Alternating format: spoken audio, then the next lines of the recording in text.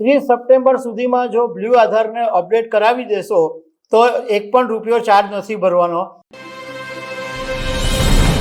જો તમારા ઘરની અંદર 5 થી 15 વર્ષનું બાળક છે તો તમારા માટે આ વિડીયો બહુ જ મહત્વનો છે, કારણ કે 5 થી 15 વર્ષના બાળકો માટે જે બ્લુ આધાર અપડેટ કરાવવાનો છે એ 30 સપ્ટેમ્બર સુધી ફ્રી છે.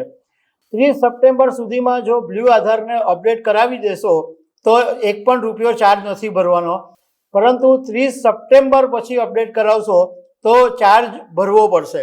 તો આના વિશે હું તમારી સાથે વાત કરીશ. મારું નામ રાજેશ શાહ છે અને તમે જોઈ રહ્યા છો ગુજરાતના સૌથી મોટા ડિજિટલ ન્યૂઝ પ્લેટફોર્મ ખબરછે.com. સપ્ટેમ્બર 2025માં યુનિક આઈડેન્ટિફિકેશન ઓથોરિટી ઓફ ઇન્ડિયાએ એવું કીધેલું હતું 5 થી 15 વર્ષના જે બાળકો છે એમનો બ્લુ આધાર છે એ 30 સપ્ટેમ્બર 2026 સુધી મફત રહેશે, અને એ પછી જો તમે અપડેટ કરાવશો તો ₹125 ચાર્જ લાગશે.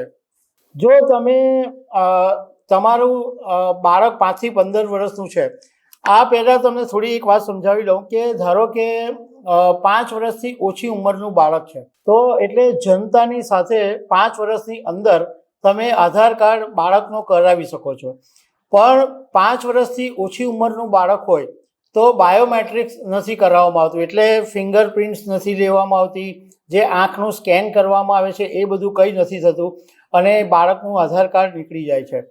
પરંતુ એ જ બાળક જ્યારે 5 વર્ષની ઉંમર વટાવે ત્યારે 5 થી 15 વર્ષની વચ્ચે જે આધાર કાર્ડ કરાવેલું છે એને અપડેટ કરાવવું પડે, અને એ અપડેટ કરાવવા માટે તમારે આધાર સેન્ટર ઉપર જવું પડે, કારણ કે એમાં પછી બાયોમેટ્રિક કરાવવું પડશે, એમાં બાળકની ફિંગરપ્રિન્ટ, એમાં આંખનું સ્કેન બધું કરાવવું પડે છે.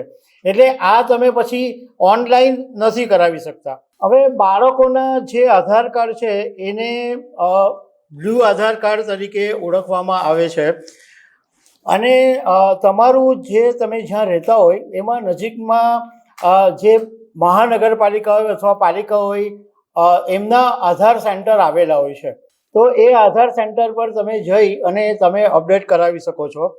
હવે ઘણીવાર એવું બને કે તમે આધાર સેન્ટર પર જાઓ તો બહુ લાંબી લાઈનો અને તમારો વધારે સમય બગડે.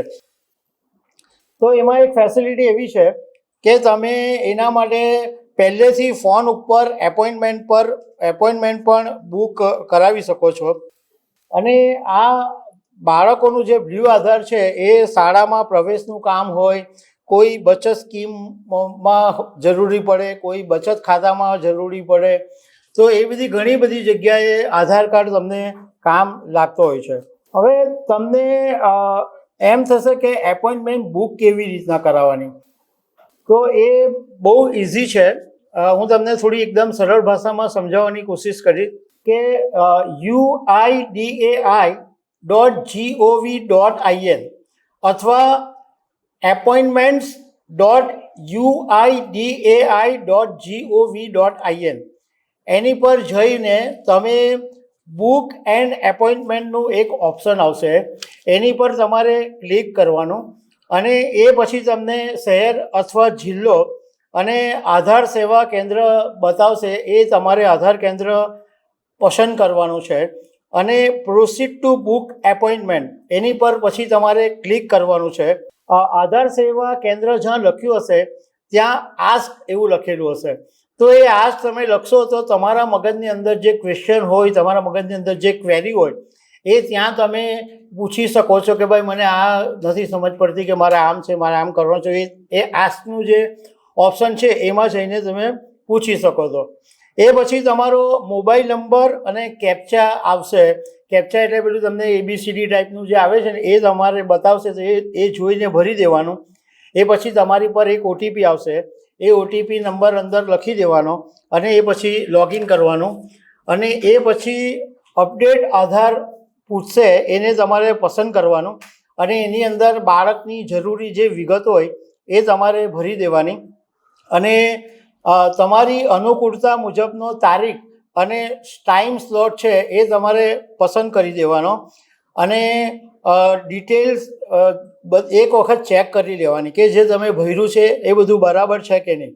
એ ભરી અને એ તમને ઓકે લાગે એ પછી સબમિટનો ઓપ્શન આવે એની પર તમારે સબમિટ કરી દેવાનું અને એને સેવ કરી દેવાનું અથવા એની પ્રિન્ટઆઉટ કરી લેવાની.